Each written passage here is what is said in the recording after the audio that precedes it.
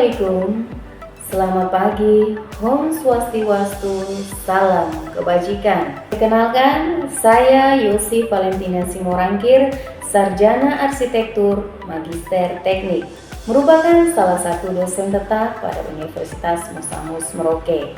Selain menjadi dosen, saya juga diamanatkan sebagai sekretaris jurusan pada Teknik Arsitektur.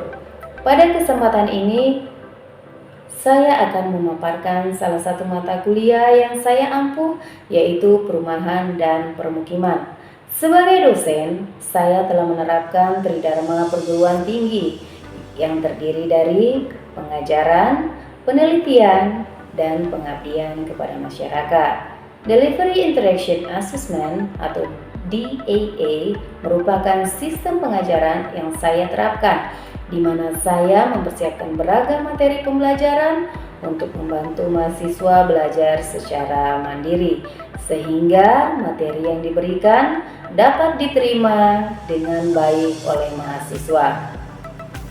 Interaction yaitu kegiatan tatap muka antara dosen dan mahasiswa untuk membahas mata kuliah yang dilakukan di kelas untuk mencapai capaian pembelajaran.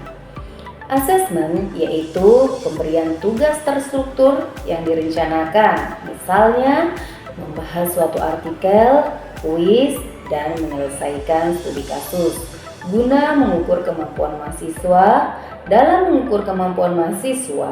dalam menerima materi pembelajaran secara objektif. Sebelum masuk dalam pemaparan sistem pembelajaran yang saya terapkan, terlebih dahulu saya akan menjelaskan mengenai mata kuliah yang saya bawakan. Mata kuliah yang saya bawakan yaitu perumahan dan permukiman. Mata kuliah ini merupakan mata kuliah teori wajib prodi. Mata kuliah ini berada di semester 4 dengan bobot 2 SKS. Mata kuliah ini membahas tentang prinsip-prinsip dasar dalam perencanaan, pengembangan dan pengelolaan perumahan dan permukiman, konsep dasar permukiman, kebijakan perumahan, teknik perencanaan, hingga implementasi desain proyek perumahan. Adapun capaian pembelajaran terdiri dari 4 aspek, yaitu sikap yang terdiri dari bertakwa kepada Tuhan Yang Maha Esa dan mampu menunjukkan sikap religius, menjunjung tinggi nilai kemanusiaan dalam menjalankan tugas berdasarkan agama, moral, dan etika, menunjukkan sikap bertanggung jawab atas pekerjaannya di bidang keahliannya secara mandiri, keterampilan khusus, mampu melakukan pekerjaan secara bertanggung jawab sesuai ketentuan perundang-undangan dan regulasi yang ada dalam pengembangan perumahan dan permukiman, mampu mendesain sebuah perumahan dengan menggunakan teknologi dan menerapkan prinsip-prinsip pembangunan berkelanjutan dan inovatif. Keterampilan umum, mampu menerapkan pemikiran logis, kritis, sistematik, dan inovatif dalam konteks pengembangan dan implementasi ilmu pengetahuan dan teknologi sesuai bidang keahliannya, mampu mengambil keputusan secara tepat dalam konteks penyelesaian masalah di bidang keahliannya berdasarkan hasil analisis, informasi, serta data, dan pengetahuan yaitu mampu menguasai prinsip-prinsip bangunan berkelanjutan dalam mendesain suatu perumahan dan permukiman. Adapun pokok-pokok bahasan yang dikaji dalam setiap pertemuan, yaitu pada pertemuan pertama kita akan membahas terkait kontrak perkuliahan dan pengantar perumahan, di mana pada pertemuan ini mengkaji tentang definisi perumahan dan permukiman, sejarah perumahan dan permukiman, signifikansi perumahan dan permukiman.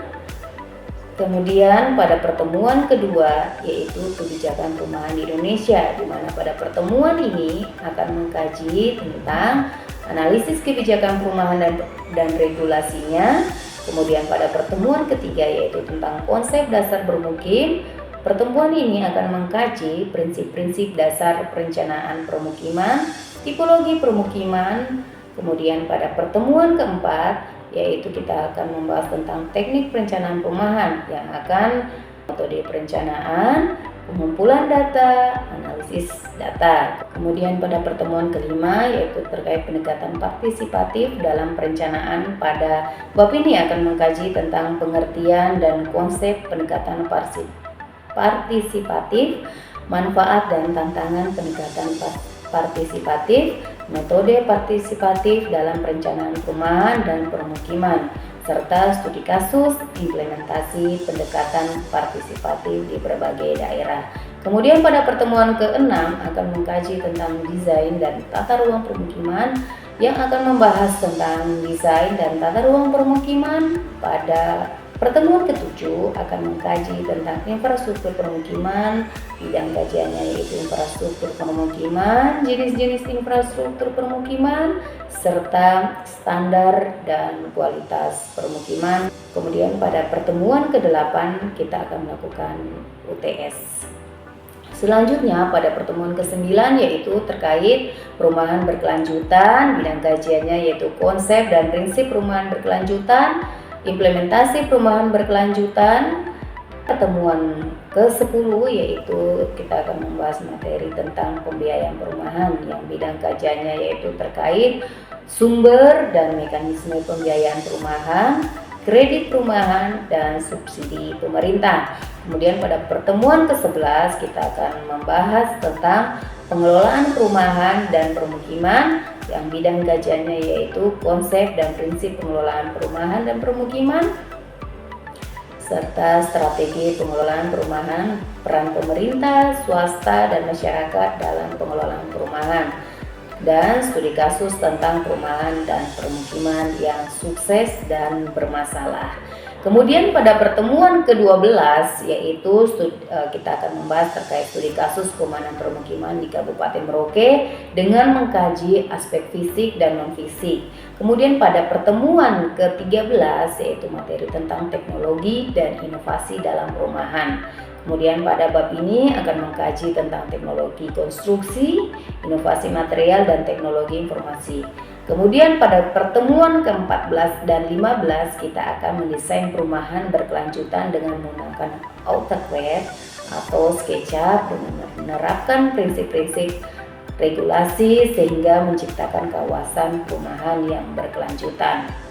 Untuk mendukung proses pengajaran di kelas, saya menggunakan berbagai literatur yaitu jurnal penelitian yang mendukung materi yang saya bawakan.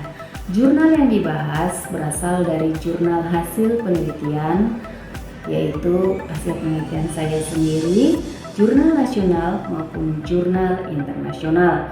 Kegunaan jurnal-jurnal tersebut untuk mendukung perkembangan ilmu pengetahuan terkait dengan materi yang saya bawakan.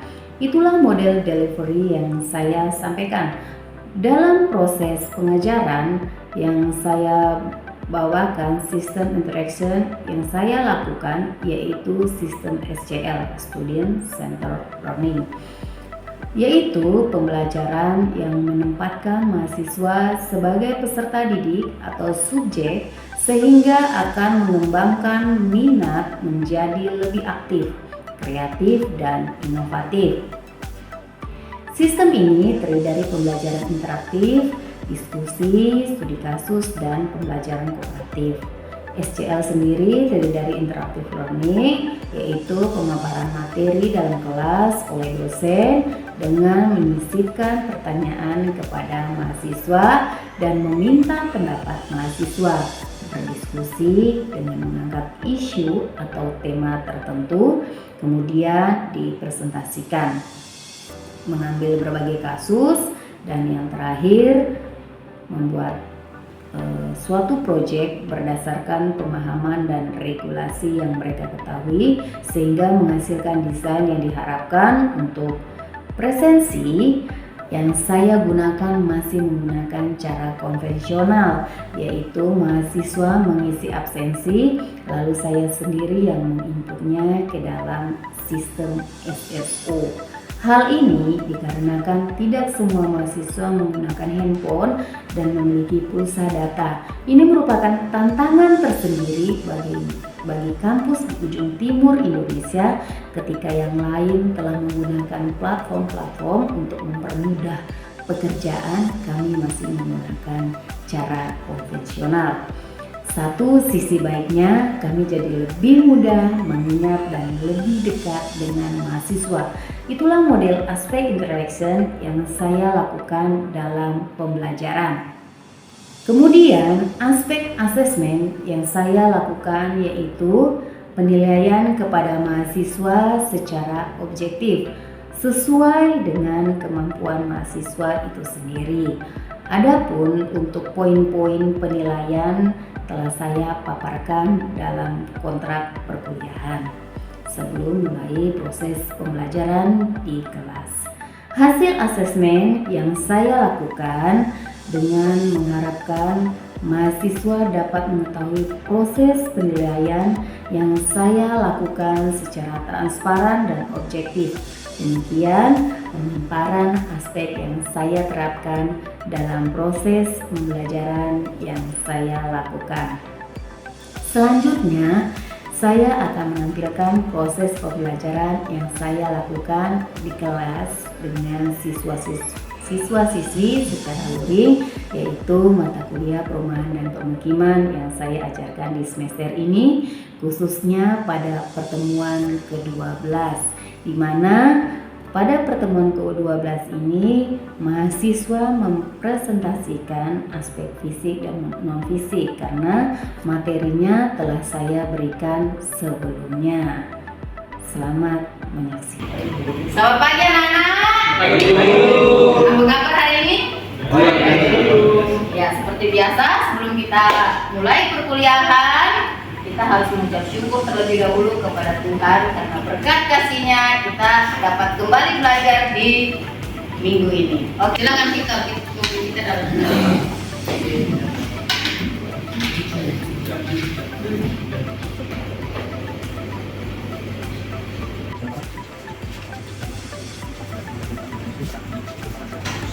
Ya, terima kasih Victor. Nah, tugas minggu lalu Ibu telah memberikan tugas kepada kalian terkait aspek fisik dan non fisik suatu permukiman. Untuk itu silakan yang sudah ditunjuk untuk mempresentasikan hari ini boleh mengambil tempat ke depan. Silakan anak-anakku, geser dulu. Gak apa-apa di pause dulu deh. Selamat pagi Ibu dan teman-teman. Pagi. Hari ini kami akan mempresentasikan hasil kerja kami. Sebelumnya perkenalkan, nama saya Muhammad Fakriza Uhab dan Nama saya Presiden dari Budaya. Nama saya Evan Christopher Lewat. Nama saya Zulia Tenselani. Nama saya Dodi Adi Sirupun. kami akan mempresentasikan hasil kerja kami yang akan dibawakan oleh Victor Bideme. Waktu dan tempat kami persilakan.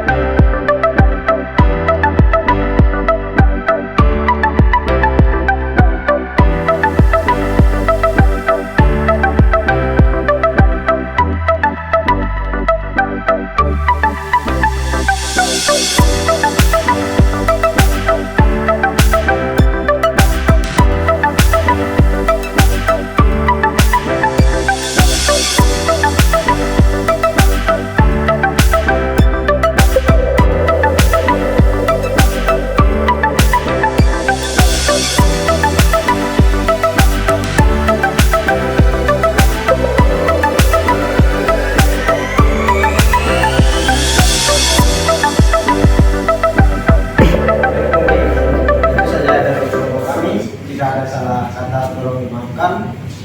Saya akhiri. Wassalamualaikum warahmatullahi wabarakatuh. Selamat siang semuanya. Siap.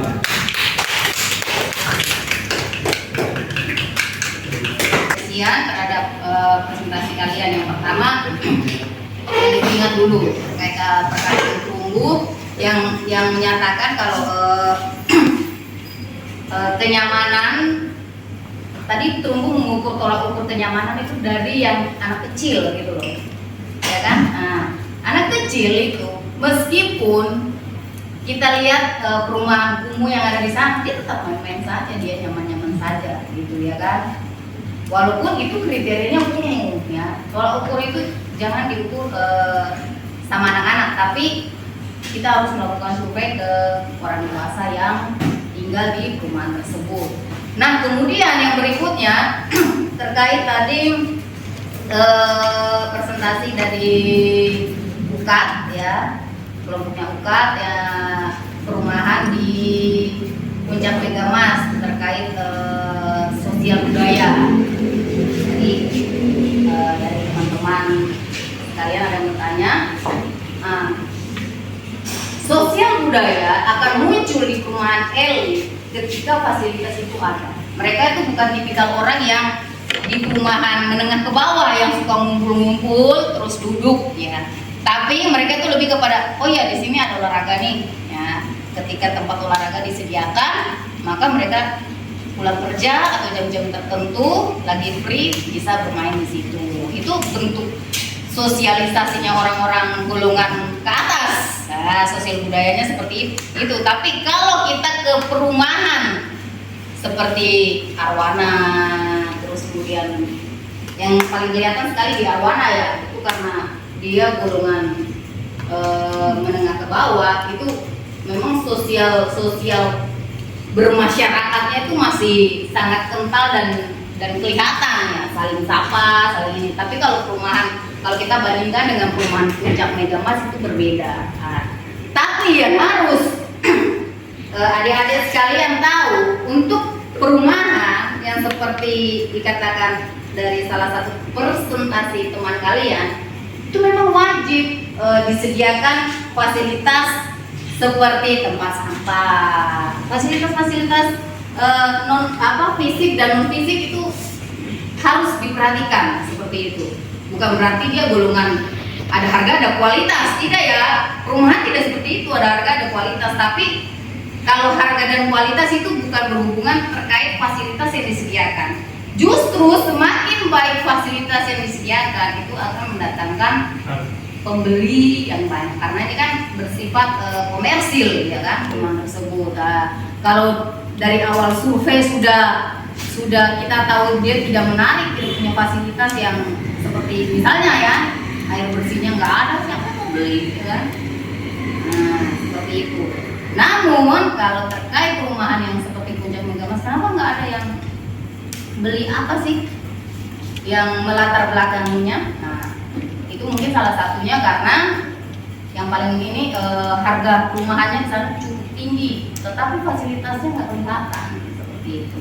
Nah kemudian bukan berarti setiap rumah itu harus menyediakan seperti perumahan itu harus menyediakan sekolah atau tempat beribadah. Perhatikan lingkungan sekitarnya ya.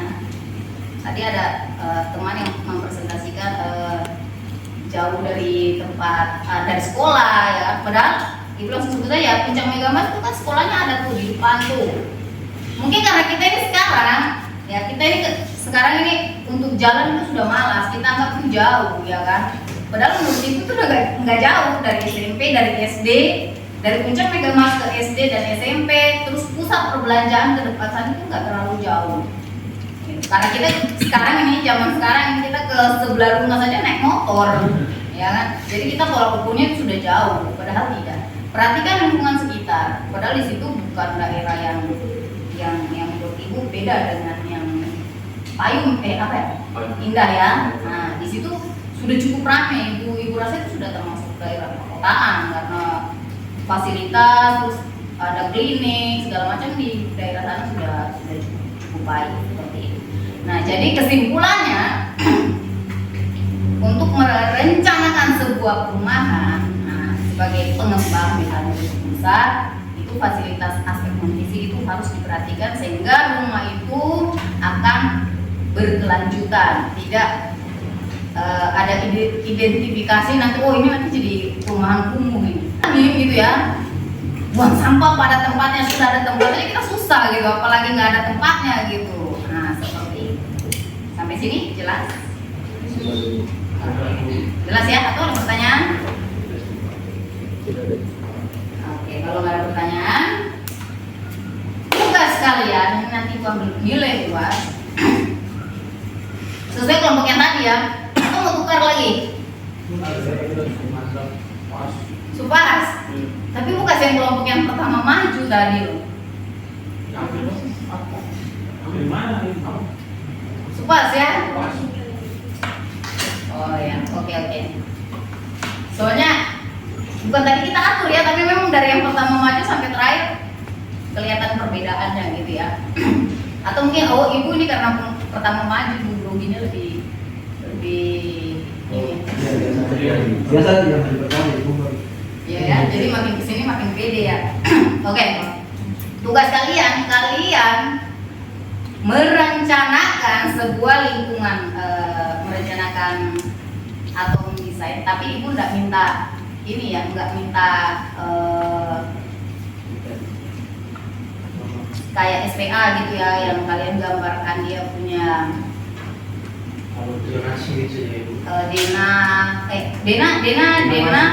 Dena tapi langsung penempatan di kawasan gitu. Ibu nggak periksa terkait potongan, ibu nggak periksa, tapi kalian merencanakan kawasan perumahan yang menyediakan fasilitas sesuai peraturan undang-undang gitu. Terus kalian lokasinya di mana? Terus misalnya oh ya ini hanya perumahan jumlahnya sekian. Kasih tahu fasilitas yang terdekatnya itu apa, aspek-aspek non fisiknya itu harus kelihatan gitu ya. Nah itu nanti kalian presentasikan untuk UAS. Nah, minggu depan kita pertemuan dan materi. Sampai sini jelas ya? Itu buat di site Site plan-nya. Nah ini ceritanya kalian pengembang mau menawarkan klaster perumahan gitu. Terserah kalian mau pakai tipe berapa itu urusan kalian gitu ya. Tapi dia harus berkelanjutan, jadi perumahan yang sehat yang bisa dipakai sampai lama gitu. Tidak ada identifikasi untuk jadi perumahan kumuh gitu. Ya. Aspek sosial, aspek fisik, non fisiknya kalian tampilkan sehingga rumah tersebut benar-benar rumah sehat gitu. Ada pertanyaan lagi terkait tugas? Cukup?